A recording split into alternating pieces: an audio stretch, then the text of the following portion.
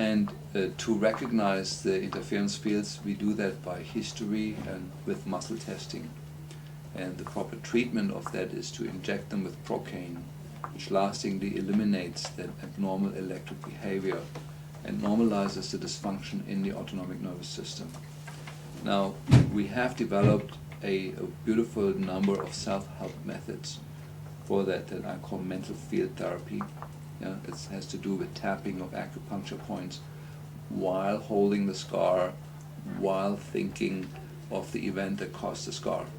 To combine mental activity with holding the place, with tapping certain acupuncture points. Yeah? That is similar to EFT and TFT and some of the energy psychology techniques. And we have to make a decision whether we have a self-help part in the end of the book where we show and demonstrate how that goes. Yeah? But otherwise, Absolutely. I link it to my website, Sure. nulltherapy.com, and we have a video on how to learn this procedure. But this is sort Would of... the use of forceps at birth be one of those? Absolutely. And why is that? Well, this goes under the component that I mentioned, structural abnormalities. Yes, sir. Yeah. When you use forceps, you have abnormal pressure at abnormal places in the brain, and the many bones that the skull is made up of move in relationship to each other into a different position, often get stuck there. Yes. And then, however, that will require then some simple craniosacral therapy to resolve that, which of course is also a big one in autism, that we try to get the cranial bones moving in relationship to each other again freely, so the brain has a proper space, and the membranes in the brain, they move with the breath, and they have their own autonomous movement, which is very important as a lymphatic pump to pump the toxins out of the brain. But it doesn't relate to a distracted autonomic nervous system. Well, it can. Yeah. It may just have a structural impact on the low pressure vessels, which is the veins and the lymphatics, but it can also have a structural effect on the nerves in the area. The nerves also transport fluids inside them, and it can have a direct electrical effect on the autonomic nervous system. So it can be multiple effects from a trauma to the cranium, a birth trauma in this case. You know? So that would fall under the structural abnormalities, very important in our detoxification model.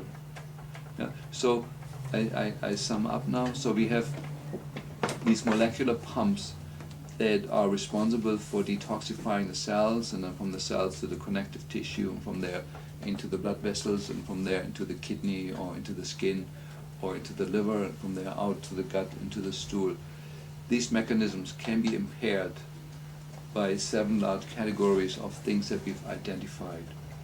And so many of the treatments in autism that I do are simply aimed at looking systematically through those 7 categories and addressing them one at a time.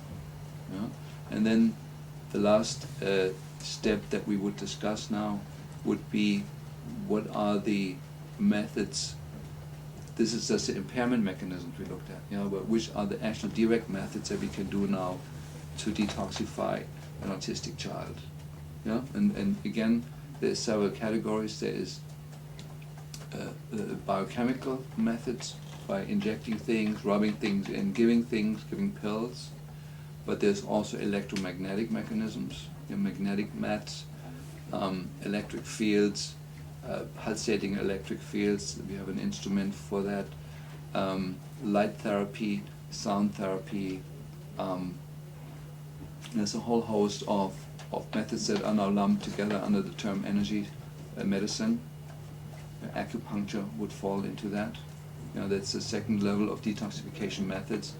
And then the third one is the psychospiritual mental techniques that we use by doing some simple forms of trauma relief therapy, de-stressing the environment at home, doing systemic family therapy, re-optimizing the detox functions of the system. Yeah? And so tomorrow we want to look at those, just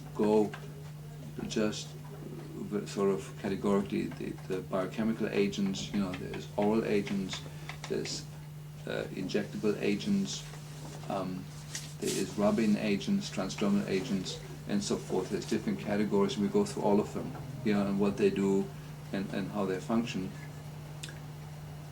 And then, with your guidance, we're going to go through all the secondary things that happen because of the toxin insult. All these things have changed, and now what do we do? The B vitamin injections, amino acids, vitamins, all the slew of sort of biochemistry that's an outcome of the distortions that happen from the toxicity. And we're going to look at what's available to us in terms of methods. All the we want to talk about Ed Snap and his intrauterine environment that he creates to regress the children where the brain can develop normally. All the healing things for the brain that we can do once it's damaged.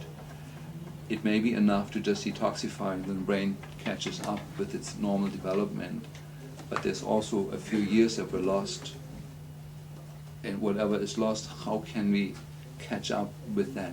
What's that? What are the things in brain development that are currently available to us and are easy to do? Is that where you think like the MME and the hyperbaric and the Ed Snap thing come in? Ed Snap, but mostly the behavior modification techniques, and Ed Snap's a regressive therapy to get the brain to heal itself.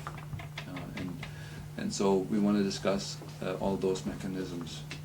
And I think then that's pretty much exhaustive. So we're getting now to the more technical part. We moved in, remember, from the outer environment that we live in and the things that we need to avoid and clean up, and moved in now to what are the things that are the 7 factors that impair the overall functioning of the detox mechanisms, to look through those, and then how can we enhance the detox mechanism with biochemical or electromagnetic interventions.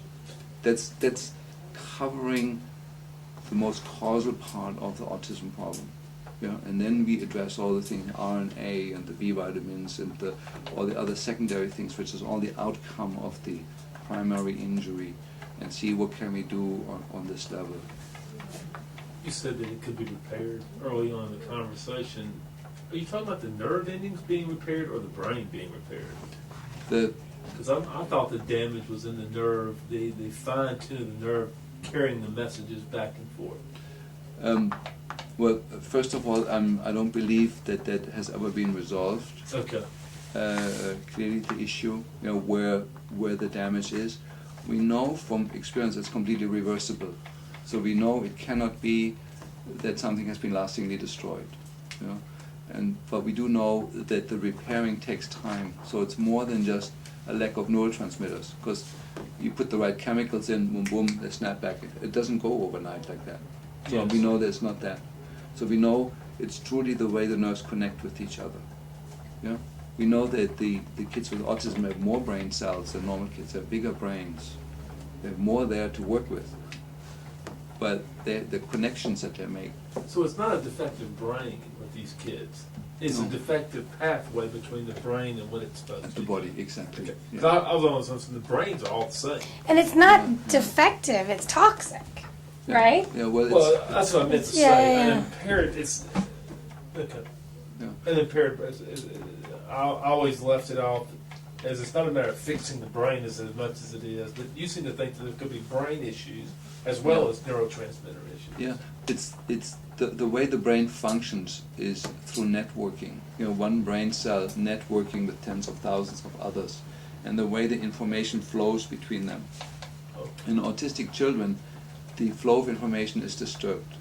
One brain cell connects with too many other cells, not too little, but too many of them, and so there's too much inflammation. There's too much chaos in the brain, and on a deeper level, the child is there, the children are present, they're intelligent, and we know that the children have recovered, they're more intelligent than other children because they have more brain cells, they have more connections, they have more to work with. But it's like too much, like when when you have one person talking to you, it feels pretty good, but if you have 14 different people simultaneously talking at you Confused. intelligently, it's Stress, that kind of case. That's what the anxiety. autistic brain is going through. And the most likely reaction that you're going to go is either Right. and Behavior, scream, by behavioral change. or you're going to completely shut down. I don't know. you know. And the reactions, of course, in the kids are very different. But what we're always sensing in the kids, there's somebody very intelligent home. There's somebody there. It's not like other illnesses where there's nobody home. There is somebody home in these kids.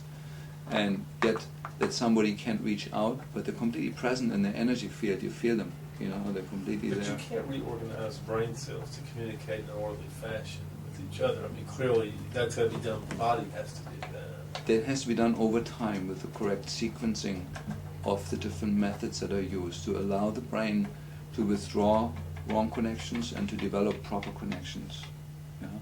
And the amazing thing is that the brain doesn't take very long, especially in the growing brains. You know, to give us anybody under 10 years old, it's pretty easily done. That the brain, if you first of all, you have to create a non-toxic environment, which is the only time-consuming process there. If you give the right conditions, the right milieu, non-toxic milieu, the brain cells want to do the right thing. And then you encourage it with some of these other methods, you know, the color therapy, sound therapy, add snaps therapy, you know, where the basically add snaps therapy works this way, that he creates an intrauterine environment, and the person unconsciously, the brain goes back into the state where it once was when it was just newly forming. And it starts all over again to form newly, under the influence of the audible heartbeat and physical stimulation and warm water that it's in, and all the things that he creates in his environment. And in that environment, the brain goes back in a state where it can start fresh, and basically reconnects in new ways, and the kids come out transformed very often. And so, let's go over those things tomorrow. Yeah, Sure. take sort of. I think we all had a strong day, and I think Yes. you know, sort of we need to. Considering all this flu. Yeah. And so tomorrow the only part that I want to do sort of under my regime, you know, would be going through the detox agents that we currently Okay. have available Okay. for the kids. Okay. And then you're pretty much going to be on and take us through the rest of it, you know, Okay. through questions and through dialogues, you know, that we have. So it's going to be Okay. less of a lecture than more like a dialogue we have. Okay. Sounds good. Are you going to bring them through, Dana, the 6 or 7 ways to repair after all this, the detoxing has been done? Well, it's the last part, you know, the detoxing, and then we have all this biochemical damage that we deal with throwing in amino acids and changing the diet and doing all these things. And then ultimately, to do brain repair, you have to stimulate the brain in appropriate ways mentally, you know. No, and you're going to add that to Yeah, your piece. yeah. And some people, some autistic kids we had learn to use a keyboard and can communicate beautifully with a computer, but they can't do it with language. Yet. Yeah, yeah, yeah. And this is sort of like, you know, and this is just me having explored this on my own without having a lot of contact. Some of the ideas coming from different fields. It's not difficult to do, you know. And ultimately, the brain develops by stimulating it appropriately. And the wonderful thing is, if it's a non-toxic brain, you stimulate it through sound, through music, through social context, it shapes and develops normally. But if you stimulate the brain normally in a toxic environment, it responds abnormally. You know? And so you're creating the non-toxic state, and then we're re-stimulating the brain. Would you put AIT in that list? I don't know sound, what it is. Auditory integration. Auditory- Tomatis. Oh, Tomatis therapy. Oh, He loves it. absolutely. Yeah, I love that. Tomatis Yeah. or Berard now? Well, Tomatis, because Barad is a student of Tomatis, and knowing, understanding the French people, it's a continuously pitching contest. But I thought Except- there was 2 different methods, though. The 2 were very different. They're derivations of auditory integration therapy. There's 2 different ones, Tomatis and Berard, at least how people consider it. Berard- Here's a big difference. Barad, according to what we know in Europe, is a student of Tomatis. Right. That's all fine. But here's the reality I for thought these it was parents. just the other way. Tomatis is a very long, very expensive, excruciating program for parents to do. Berard's slightly more tangible, slightly less costly. So Yeah. they're very different. Yeah, but the principle is the same. Right. The principle is you check out what the missing frequencies are that kids can't hear, and you give them the frequencies. You know, with the color therapy, the same. You check out what are the colors they cannot see, and you stimulate them with that color. Because